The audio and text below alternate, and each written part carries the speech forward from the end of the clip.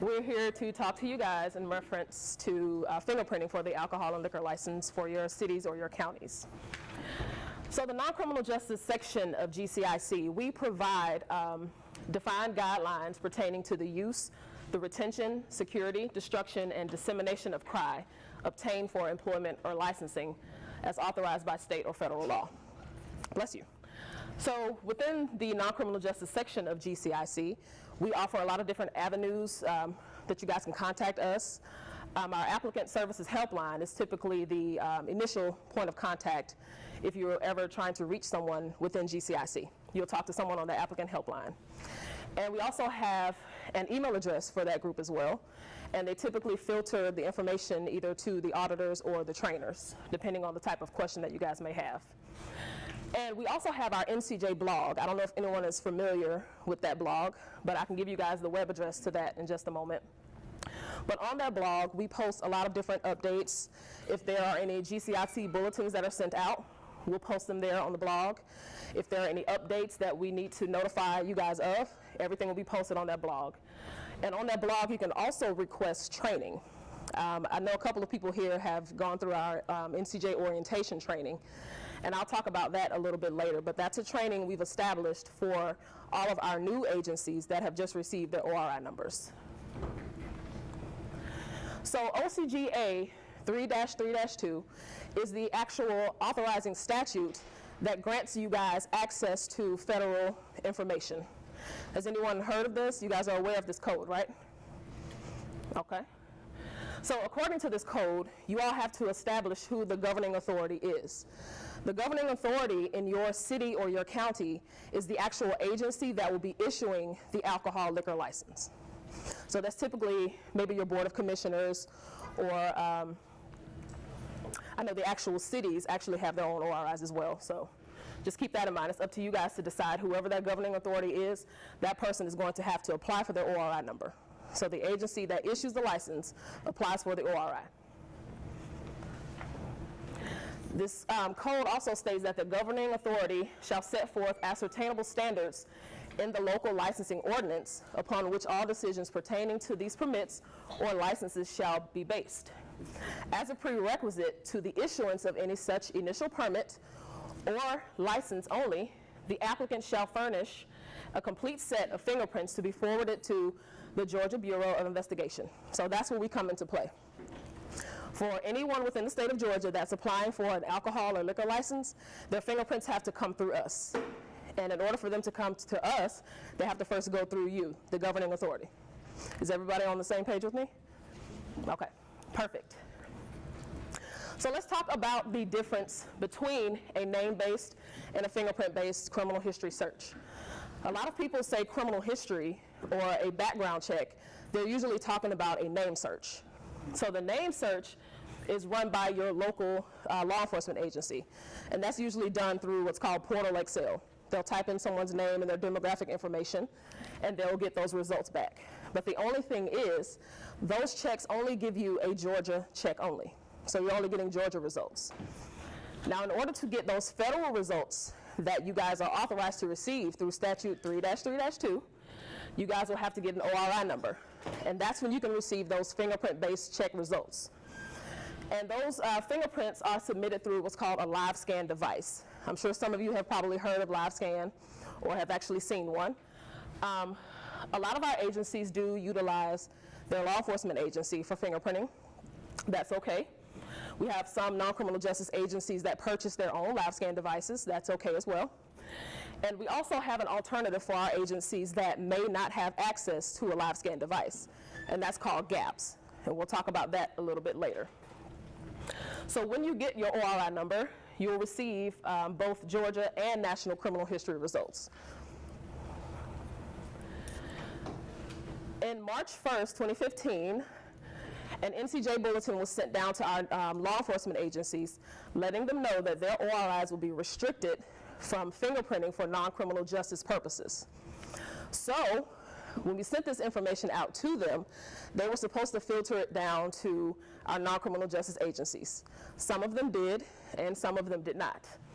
So the main reason that we did this is to separate the criminal justice and non-criminal justice worlds for mainly auditing purposes, but for billing issues as well. So what is an ORI? Let's take a look at this for those who may not know or have never seen an ORI number. It is a 9-character identifier assigned to an agency, which will typically consist of 2 state identifying characters and 7 additional characters. So all of the ORIs in the state of Georgia begin with the abbreviation for Georgia, GA, but the only difference is the non-criminal justice ORIs end with the letter Z. So that's how the FBI can differentiate between our criminal justice and non-criminal justice agencies. So if you need an ORI number, you guys can jot down this web address. This is going to be how you access our NCJ blog. If you go to the GBI website, that's gbi.georgia.gov, then you'll click on the Services tab at the top, and under there you'll see Applicant Services. When you click on Applicant Services, it's going to take you to this, this landing page. This is our blog.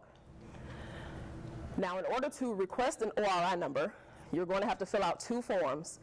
You have the ORI request form and the GCIC agency user agreement. We'll need both of those forms on file before we can submit your request to the FBI. And just to make you guys aware, it does take some time for these ORIs to be assigned because they come from the FBI, and a lot of times they do have a backlog on those requests. So if you guys are in a rush or you have some applicants that are waiting to be fingerprinted, just let us know, and we have ways that we can assist you guys with that until your ORI number is assigned. So let's talk a little bit more about GAPS. GAPS is an alternative for our agencies that can't utilize their law enforcement agency for fingerprinting, or they don't have their own live scan device. The good thing about GAPS is everything is done online. Your applicants will register online. Depending on the type of payment they select, they can pay online. And what they can do is they can take their registration once they're done, and they can go to any of these print sites in the state of Georgia. They can be fingerprinted anywhere in Georgia. And those results will be sent back to your agency's inbox. So the same website that they use to register, you'll go to that same website and pull those results. But the thing is, you have to pull those results before 30 days. So once you know someone has been printed and you see those results in your inbox, you want to make sure you either view them or print them immediately, because after 30 days, they're going to restrict and you won't be able to see anything. But the good thing about using GAPS is the comfortable print site locations. A lot of our applicants may not feel comfortable being fingerprinted in a jail or in a sheriff's office. So that's why that's one of the many reasons why we offered GAPS to our non-criminal justice agencies. So with that ORI number comes mandatory training. First and foremost, we want to make sure that all of our agencies, everyone within your agency that is viewing, touching, passing along criminal histories, anyone that's dealing with criminal histories in any way, has to have that security awareness training. This training is done online, and there's a recertification period of every 2 years, and there has to be no lapse in your completion time. Is everyone clear on that? Okay, the thing is, with this system, it won't notify you when you're about to expire. So you'll have to either keep track of your records yourself, or you can have someone within your agency keep a log of everyone's training to let them know when they need to recertify. And another training that is fairly new is the NCJ orientation. We learned that we had been assigning these non-criminal justice ORIs, and a lot of our non-criminal justice agencies had no idea what to do next. So we designed this program to kind of help you guys get into, kind of help you guys prepare for the things that we'll be looking for when it's time for you all to be audited. Because you will be audited. A lot of people don't know that. With this ORI comes compliance audits. So we'll talk about that in just a moment as well, which is right now, actually.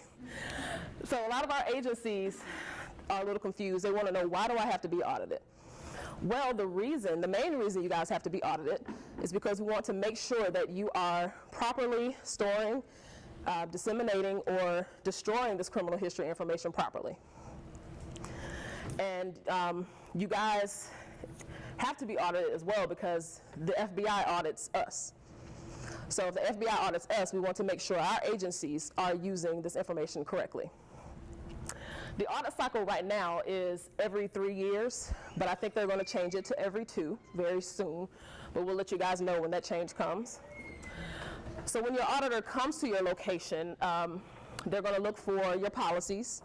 They're going to look for your applications for the alcohol and liquor license. We want to make sure there's an application for each person that was fingerprinted using your ORI number. We found that that was an issue with some of our agencies. They were sending applicants to be fingerprinted, but there was no justification for why they were fingerprinted. So that's where the application for employment comes in at. So you want to make sure you have that. And they're also going to look for your training records, that security awareness and the NCJ orientation. They're going to look for that. There are 2 methods to the actual audit. The first one is going to be, the first portion of the audit is going to be done online. That's the e-audit. It's just a questionnaire. So you'll answer those questions. Your auditor is going to review your answers, and then they're going to schedule the on-site audit. And that's when they're going to come to your actual location, and they're going to look at all of your policies. If you guys store criminal histories, they want to see where you store them. If you destroy them, they want to know how you destroy them, which should only be 2 ways: cross-cut shredding or burning. Those are the only 2 ways you can destroy criminal histories. So when it's time for you to be audited, you will see one of these faces. Mr. Wes Anderson is here. He handles North Georgia. Corella Moten handles Metro and Southwest Georgia. Samantha Balkerin handles East Georgia. And Greg Houston handles Central, Southwest, and Southeast Georgia. So if you decide that you want to fingerprint for other purposes, let's say you want to start fingerprinting massage therapists that are in your city or your county, you guys can draft up an ordinance, and then you'll send that to us, and we'll have to get that sent off to the FBI. But there's certain verbiage that has to be in that ordinance in order for the FBI to approve that. So if you decide to do that, then we'll be more than happy to send you samples on exactly what they'll be looking for in your ordinance. Because you have to state that we want fingerprints ran for these purposes. Does that make sense for everyone? Okay, so these are some of the cities that currently have ordinances. As you can see, Conyers has a lot. You pretty much have to be fingerprinted to breathe in Conyers.